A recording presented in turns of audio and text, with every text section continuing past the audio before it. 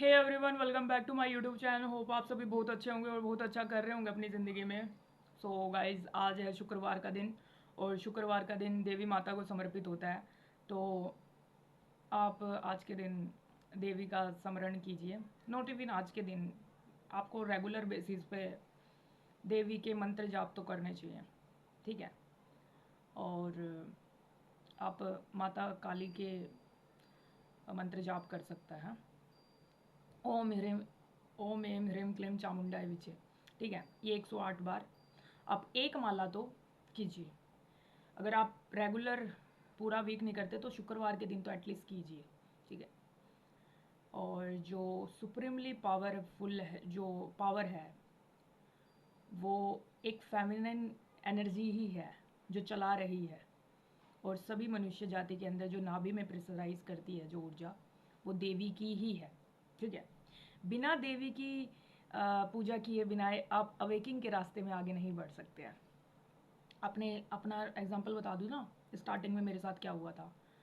Means मैं नाम जाप करती थी श्री राम जी का, जैसे कि आपको पता ही है। मैं श्री राम जी का नाम जाप करती हूँ, ठीक है। तो ऐसे ही नहीं कर इनिशियली नहीं किया, बाबा जी की कृपाओं से किया, ठीक है। आप नाम जाप, साधना, मंत्र जाप, कुछ भी चीज़ करेंगे ना तो किसी ना किसी देव की कृपा होगी आप पे, देवी या देवता की किसी ना किसी रूप में आपको कृपा होगी, तभी आप कर सकते हैं। और आप करने लगे ना तो इट्स मीन समझ लेना कि आपका जीवन पूरी तरीके से वो हो गया है, सफल।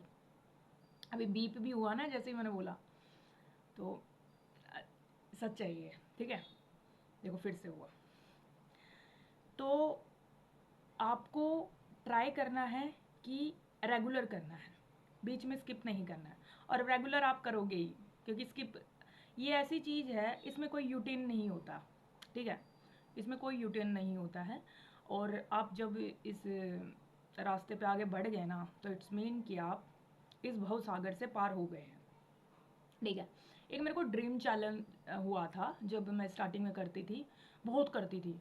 तो ऐसा लग रहा था जैसे कि कुएं में मेरे को कोई खींच रहा है। फिर तो ऐसे बाबा जी की प्रेरणा से कि जब तुम्हें ऐसा लगे कि अंदर से कुछ असहज महसूस करो तो मन में चैंटिंग करने लगना, नाम जाप की, श्री राम जी का नाम चैंटिंग करने लगा। तो सपने में भी इतना मतलब हाई कॉन्शियस लेवल हो चुका था, बॉडी माइंड सोल कनेक्ट एक ही, मतलब ट्विनिंग कर लिया है पूरी तरीके से। तो मैं ऐसे नाम जाप करने लगी जल्दी जल्दी, तो मेरा हाथ छोड़ दिया उसने। वो एक छोटा सा बच्चा था, मतलब, और वो मुझे खींचे जा रहा। मैंने कहा भाई मुझे छोड़, मुझे नहीं आना इस कुएं में। तो मतलब अब वो जो नेगेटिव एनर्जी हो किसी का भी रूप ले लेती है, तो बहुत ही वियर्ड सा मुझे खींचे ही जा रहा, खींचे। मैंने कहा नहीं जाना, मुझे नहीं जाना। तो मैं जैसे ही नाम लिया ना तो वो जितने भी अंधेरा था वो मिट गया एकदम से। तो ऐसा ही ये एक दुनिया टनल है, कुआं है एक, ठीक है। ये दिखेगा नहीं है लेकिन है। तो जैसे ही आप मंत्र चैंटिंग वगैरह ये सब करेंगे ना, साधना, मेडिटेशन, तो आपका जो ये जो सीक्वेंस है ये रुक जाएगा, आपके लिए समय रुक जाएगा। फिर आपको नेक्स्ट जन्म नहीं लेना पड़ेगा। और आप कंटिन्यूअसली करेंगे तो आपके इसके सकारात्मक परिणाम आपको देखने को मिलेंगे। हर इंसान पीस के लिए ही भागता है। बेसिकली हम सब पीस के लिए ही भागते हैं ना, एंड ऑफ मोमेंट पीस मिलना चाहिए। हम अच्छा अच्छा खाना खाते हैं, पीस मिलना चाहिए, खुशी मिलनी चाहिए। हम अच्छी जगह जाते हैं, पीस के लिए ही जाते हैं ना, एंड ऑफ मोमेंट। तो आप ऐसा क्यों नहीं करते जो परमानेंट पीस आपकी रहे, ठीक है। आपका ग्लो करे स्किन बिना कुछ लगाए भी, ठीक है। और आप हेल्दी रहें, बीमारियां ना लगे आपको। ऐसा करना चाहिए ना, परमानेंट चीज़ करनी चाहिए ना। हम मैटेरियलिस्टिक वर्ल्ड में तो हम सारे चीज़ इकट्ठा कर लेते हैं, लेकिन जो मेन पर्पज़ है इस मनुष्य ह्यूमन बॉडी में आने, चेतना जो हमारी इनबिल्ड करके हमारे परमात्मा ने हमें भेजा है, वो तो हमने काम किया ही नहीं, वो इन्वेस्टमेंट तो किया ही नहीं, वो करते ही नहीं है ना लोग। तो आप ये करेंगे तो ये इन्वेस्टमेंट ऐसा है कि ये काम आएगा आपके ना, बहुत ज़्यादा काम आएगा। एंड वो मोमेंट भी तो परमात्मा को याद करते ना सब, कि परमात्मा हमें बचा लो, ठीक है। तो मैंने एक ड्रीम चैनल बताया ना अपना, कि स्टार्टिंग के फेज में मुझे ऐसा होता था। तो मैंने कहीं ना कहीं अब अदृश्य रूप से, अप्रत्यक्ष रूप से अपने आप को वहाँ से बचा लिया। किससे बचा लिया? एक बस नाम जाप करने से ही, है ना। नाम जाप करने से मैंने उसको, अपने आप को वहाँ से निकाल लिया। सेकेंड थिंग इज, जब आप नाम जप करते हैं तो आपकी अलगाववाद वाली सिचुएशन आ जाती है, ऑब्वियस सी बात है, आती है। मेरे साथ भी आती थी। मेरे साथ तो इतना हो गया था कि मेरे को इतनी बात ही नहीं करनी, वाइब्रेशन ही मैच नहीं करेगी एक्चुअल में, बिल्कुल मैच नहीं करेगी। और फिर आपको ये हो रहेगा, हेल्पिंग नेचर होगा, अनकंडीशनल हेल्प करने का मन करेगा आपको। बीच में मेरे भी हो गया था कि मैं कनेक्टिविटी करूँ, फिर मुझे वही लगा कि नहीं, ये ना मुझे ना फिर वही सांसारिक चीज़ों में डालने की कोशिश करेंगे, ठीक है। तो कई बार मेरे फैमिली मेम्बर्स भी पूछने लगते हैं मेरे को ना, ये साधना कब तक चलेगी, बिकॉज ये वो चीज़ को फील नहीं कर रहे हैं जो मैं वो चीज़ें फील कर रही हूँ। मगर ये साधना का कोई एंड नहीं है, इसमें कोई यू टर्न नहीं है, ठीक है। वो बात है, इसको इन सब किसी भी जो हमारे सामने पर्सन्स होते हैं उनको एक्सप्लेनेशन करने का भी कोई मतलब नहीं बनता है, वो इन बातों को नहीं समझेंगे, ठीक है। तो जब पिछले साल मैंने परमात्मा के प्रत्यक्ष अनुभव अपने सामने किए थे, ठीक है, और मैंने अपने परमात्मा को, मेरी सोल ने उनको पुकारा, मीन्स ऐसा हो गया था कि मेरी सोल ने पुकारा है उन्हें, तो सामने आ गए, ठीक है। तो बहुत बड़ी मतलब रिस्पॉन्सिबिलिटी है मेरे कंधों पे ना। तो अब ये नहीं है कि मैं कहीं मार धाड़ मचा रही हूँ, युद्ध कर रही हूँ, वो सोल पर्पस, सोल लेवल पे भी हो रही हैं वो चीज़ें, ठीक है, अनुभव हो रहे हैं। जैसे कि फॉर एग्जांपल, अब मेरे पास है ना, कोई भी नेगेटिव चीज़ें करके जाए तो तुरंत बैकफायर हो जाए, मुझे कुछ करने की ज़रूरत ही नहीं होती है। या तो उनको ड्रीम चैलेंज हो जाएगा कि इस बच्चे से दूर रहो, क्योंकि ये हमारे द्वारा चिन्हित बच्चा है, इस पर मोहर लगा दी है, इस बच्चे से दूर रहो, ठीक है। तो वो अपने आप ही कांटा मार लेते, मुझे करने की ज़रूरत ही नहीं है। ये क्लियरिटी आपको मिल जाएगी कि हमें कुछ करने की ज़रूरत नहीं है, ठीक है। हम क्यों बहसबाजी में बढ़े, ठीक है। जिसे समझना है समझे, ना समझे। जो नहीं समझना चाहता तो हम उसको ज़बरदस्ती समझा नहीं सकते, क्योंकि हर आत्मा ने अपनी बाउंड्रीज है ना, सर्टन ऑफ बाउंड्रीज बना के रखी होती है कि ना, उससे हमें दायरे से बाहर नहीं निकलना है। लेकिन जो भगवान के बच्चे होते हैं उनकी कोई बाउंड्रीज नहीं होती, वो असीमित होते हैं।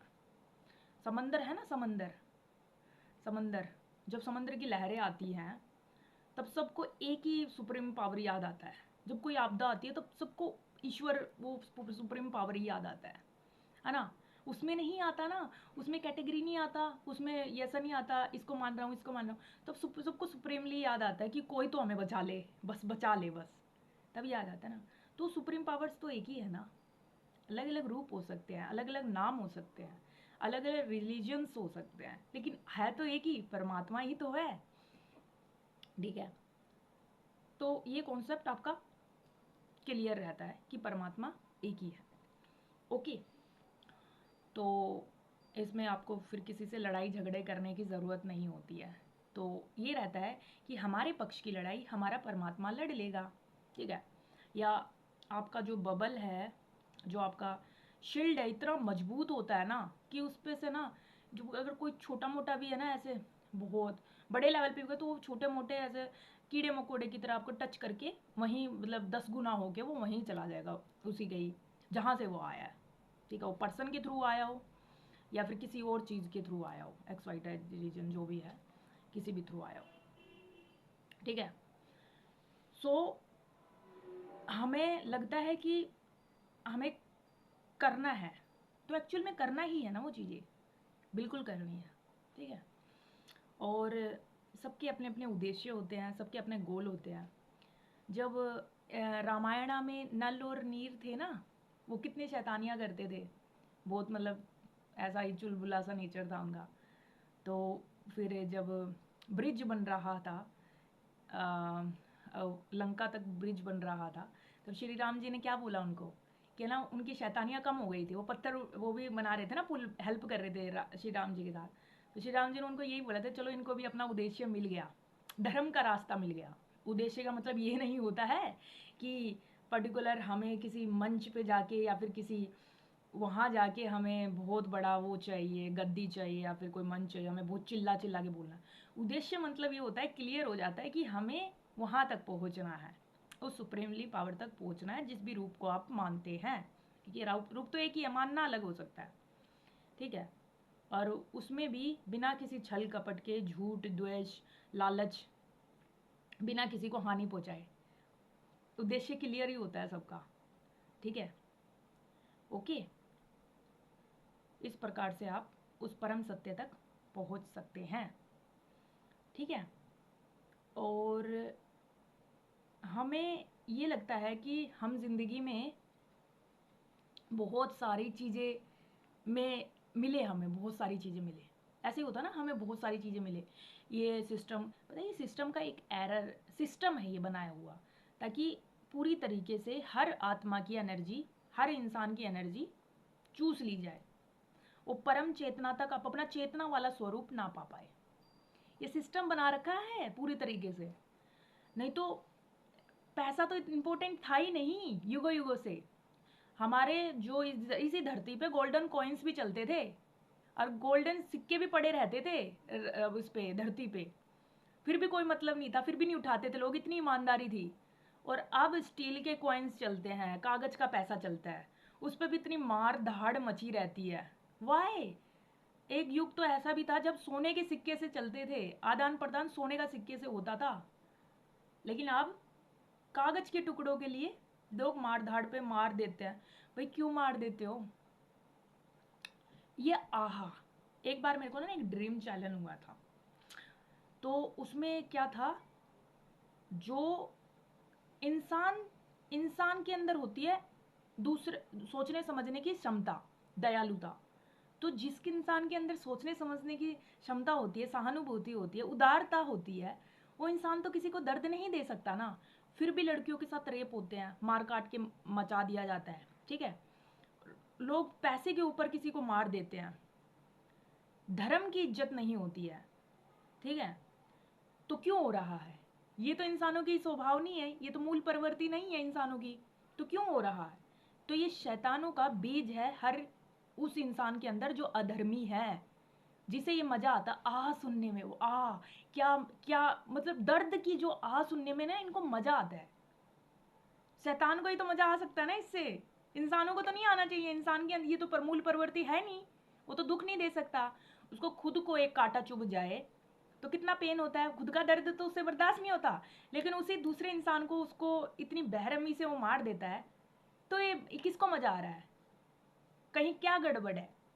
थोट की तो गड़बड़ है, परवरिश की तो गड़बड़ है, संस्कारों की तो गड़बड़ है, और सबसे बड़ी बात अपने ही विचारों की गड़बड़ है।